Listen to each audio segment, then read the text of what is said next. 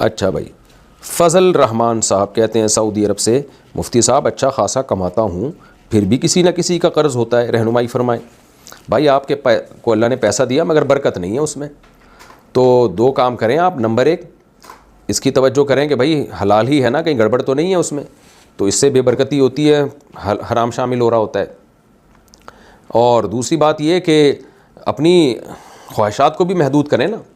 کما اتنا رہیں اور خواہشات آپ نے بڑھائی ہوئی ہیں۔ قرض کا تو سوال ہی پیدا نہیں ہوتا، قرض تو اپنی زندگی، جس آدمی نے قرض لے لیا نا اس کی زندگی سے برکت ختم، یہ ذہن میں رکھیں۔ بھیک مانگ لی یا قرض لے لیا، قرض کا اصول ہے کہ جب مرنے لگے نا بھوک سے یا کسی کی زندگی پہ بنی ہوئی ہو تو پھر قرض کی طرف جانا چاہیے، ادروائز قرض لینا بہت خطرناک عادت ہے، ایسا انسان برباد ہوتا ہے۔ اللہ تعالیٰ کا کوئی نظام ایسا ہے کہ جس نے مخلوق کے سامنے ہاتھ پھیلایا اللہ کو غصہ بہت آتا ہے اس پہ، اللہ کہتا ہے اب تو مانگتا رہے، اب تو منگتا اور بھکاری بنا رہے ساری زندگی، کھربوں روپے بھی تو کمائے گا نا پھر بھی تیرے ہاتھ ایسے ہی رہیں گے۔ آپ دیکھ لو جو ہمارے کرپٹ سیاستدان ہیں، میں سب کی بات نہیں کر رہا لیکن سیاستدانوں میں کرپٹ بھی بہت ہیں، تو دیکھ لو نا ان کی حالت کیا، پیٹ بھرا کیا ان کا، کھائے جا رہے ہیں کھائے جا رہے ہیں کھائے جا رہے ہیں، رک ہی نہیں رہے۔ تو وجہ کیا ہے، ایک دفعہ جب ہاتھ یوں ہو گیا، ایک دفعہ جب لالچ آ گئی تو گیا بندہ کام سے۔ تو اس لیے قرض فوراً ادا کریں جن جن کا بھی آپ کے اوپر قرض ہے، اور یہ نیت کریں میں مر جاؤں گا بھائی میں نے قرض نہیں لینا۔ قرض صرف ایک صورت میں لینا ہے کہ میرا پیٹ کمر سے لگ جائے اور مرنے لگوں، مجھے لگا کہ اب مجھے منہ میں نوالا نہیں گیا تو میں مر جاؤں گا، اس کنڈیشن میں آپ کسی سے روٹی کا نوالا مانگ سکتے ہیں۔ تو ورنہ آپ تہیہ کر لو بھائی میں پیٹ پہ پتھر باندھوں گا، کسی سے پیسے نہیں مانگوں گا۔ یہ میں نے اپنی زندگی میں دیکھا ہے اور اپنے بڑوں سے بزرگوں سے سنا ہے کہ جب ایک دفعہ ہاتھ یوں کر دیا نا، بس اللہ کہتا ہے اب مانگ نا، ان سے میرے سے کیوں دعائیں مانگ رہا تھا، اللہ رزق دے، جب تو مانگ رہا ہے لوگوں سے تو مر جا، دفع ہو یہاں سے، مانگتا رہے بھکاریوں کی طرح۔ اور میں نے دیکھا ہے جنہوں نے استغنا برسایا نا، انہوں نے کہا کچھ بھی ہو ہم ہاتھ یوں نہیں کرنا، ہم نے، اللہ ان کو کھلاتا ہے غیب سے، ہر طرح سے ان کی اللہ تعالیٰ کا مدد کرتا ہے اور سر اٹھا کے جیتے ہیں وہ لوگ۔ تو اس لیے بھائی کچھ بھی ہو جائے، جتنے لوگوں کا قرض دیا ہے سب سے پہلے چکائیں یہ، اور بولے بھائی میں چائے میں پاپے ڈبو کے کھا لوں گا، پیسے نہیں مانگوں گا کسی سے۔ مانگنے والے اللہ کو پسند ہی نہیں ہے، اللہ کی نظر ہٹ جاتی ہے ان سے۔ صدام حسین انڈیا سے پوچھتے ہیں اگر شادی کر سکتی ہے؟ محمد عتیق لاہور سے پوچھتے ہیں لڑکے والے اگر لڑکی والوں کے ہاں رشتہ لے کر جائیں اور لڑکی والے بات کو لٹکا دیں، نہ ہاں کر رہے ہوں نہ کر رہے ہوں، تو لڑکی کیا کرے؟ کیا وہ بھاگ کر شادی کر سکتی ہے؟ لڑکی بھاگ کر شادی نہیں کر سکتی، بہت ہی مایوب حرکت ہے یہ۔ وہ ہاں یا نہ اس لیے نہیں کر رہے کہ وہ کنفیوز ہیں، ان کو لڑکا سمجھ میں نہیں آ رہا۔ لڑکیوں کو تو 2 منٹ میں سمجھ میں آ جاتا ہے، انہیں تو 2-4 کوئی چکنی چپڑی باتیں کرے ان کو چرسی ہیروئن بھی سمجھ میں آ جاتے ہیں۔ ہم نے اپنی زندگی میں یہ چیزیں دیکھی ہیں کہ اچھے اچھے گھرانوں کی لڑکیاں جو ہے نا بہت ہی ایسے آوارہ اوباش لڑکوں کے ساتھ بھاگی ہیں صرف ان کی چکنی چپڑی باتوں سے متاثر ہو کر۔ تو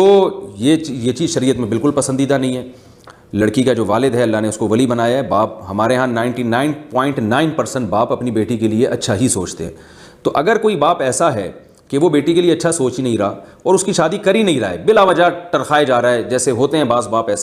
ایسی کنڈیشن میں لڑکی کو چاہیے کہ پھر بھائی کو اپنے ساتھ، یعنی باپ نہیں ہے تو دادا یا بھائی یا چچا کسی دوسرے ولی کو اعتماد میں لے کر شادی کرے۔ اور اگر سارے ہی نالائق ہیں، کوئی بھی اس کو لفٹ کرانے کے لیے تیار نہیں ہے اور اس کو جناب وہ کر ہی نہیں رہے ہیں، سستی سے کام لے رہے ہیں، ایسی صورت میں لڑکی کورٹ میرج کر سکتی ہے، لیکن اس میں بھی یہ ضروری ہے کہ لڑکا اس کا کفو ہو، ہم پلہ ہو، جوڑ کا ہو۔ غیر مسلم کے تہواروں پر انہیں وش کرنا،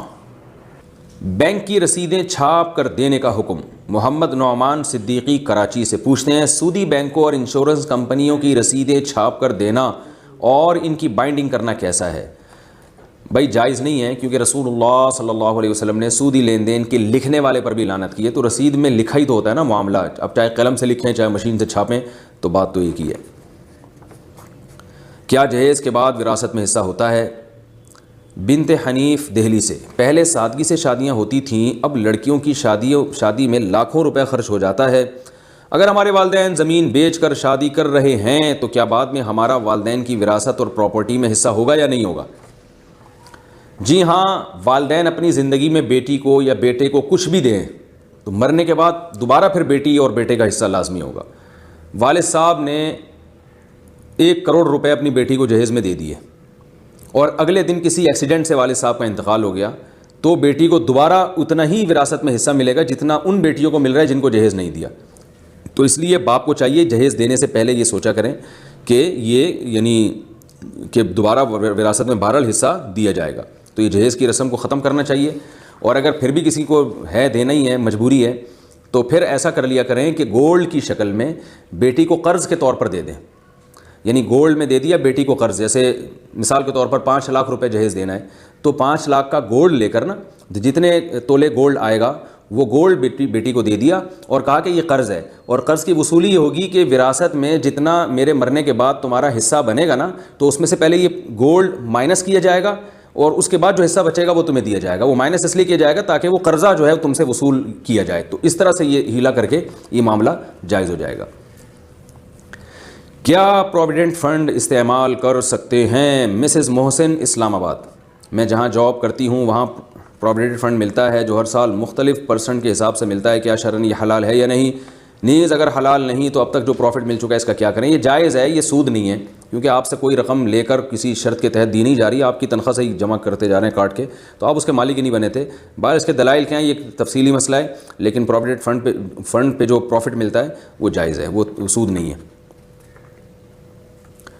ارم محمد لاہور سے پوچھتی ہیں، انبیاء کی توہین پر اسلام میں کیا سزا ہے؟ رسول اللہ صلی اللہ علیہ وسلم کی توہین پر سزائے موت ہے، کسی اور نبی کی توہین پر شریعت میں کیا سزا ہے؟ نبی صلی اللہ علیہ وسلم کی توہین ہو یا کسی اور بھی پیغمبر کی توہین ہو تو اس میں یہ دیکھا جائے گا کہ اگر توہین کرنے والا مسلمان ہے تو اس کا مطلب وہ مرتد ہو گیا، اور مرتد کی سزا اسلام میں قتل ہے،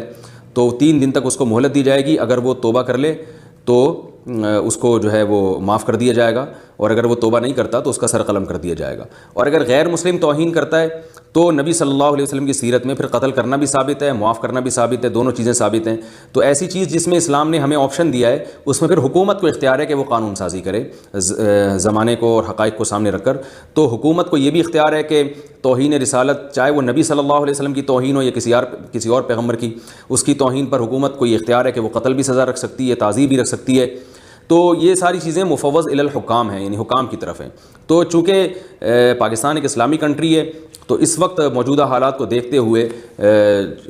جنرل ضیاء کے دور میں علماء نے حکومت کو یہ تجویز دی تھی کہ اس کی سزا قتل رکھی جائے توہین رسالت کے مرتکب کی، کیونکہ اس وقت الیکٹرانک میڈیا اتنا آزاد ہو گیا اور اسلام دشمن تحریکیں اتنی زور پر ہیں کہ اگر اس معاملے میں لچک دکھائی گئی تو نبی صلی اللہ علیہ وسلم کی عزت پھر محفوظ نہیں رہ سکتی ہمارے ملکوں میں، اور دنیا میں بھی ایسا ہی ہے۔ تو اس لیے آپ صلی اللہ علیہ وسلم کی ناموس کی حفاظت کے لیے پھر یہ قانون بنایا گیا کہ اس کی بہت سخت سزا رکھی جائے، ورنہ اس کو کنٹرول کرنا ممکن نہیں ہوگا۔ تو وہ سزا یہ تجویز کی گئی کہ آپ صلی اللہ علیہ وسلم کی توہین کے مرتکب کو قتل کیا جائے، اور الحمدللہ یہ قانون پاس ہوا اور تاحال باقی ہے، اور یہی قانون اس زمانے کے لحاظ سے بالکل ٹھیک ہے۔ تو جب حکومت کسی بھی قانون کا حصہ بنا دیتی ہے اور شریعت نے اس کی اجازت بھی دی ہو تو شریعت اس کے اگینسٹ نہ ہو تو وہ پھر شریعت شرعاً بھی اس کی پابندی لازم ہوتی ہے۔ تو اس لیے ہم یہ کہہ سکتے ہیں کہ حکومت کے قانون پاس ہونے کے بعد پھر شرعاً اس کی سزا اب قتل ہی ہے، اور توہین رسالت کے مرتکب کو بہرحال قتل کیا جائے گا۔ باقی انبیاء کے بارے میں بھی ہے اور نبی صلی اللہ علیہ وسلم کے بارے میں بھی، تو حکومت جو سزا بنا دے وہ سزا پھر نافذ ہو جاتی ہے۔ البتہ یہ ضروری ہے کہ توہین رسالت میں چند چیزیں دیکھنی پڑیں گی کہ توہین واضح لفظوں میں ہو، گول مول لفظوں میں نہ ہو، اور جس نے توہین کی ہے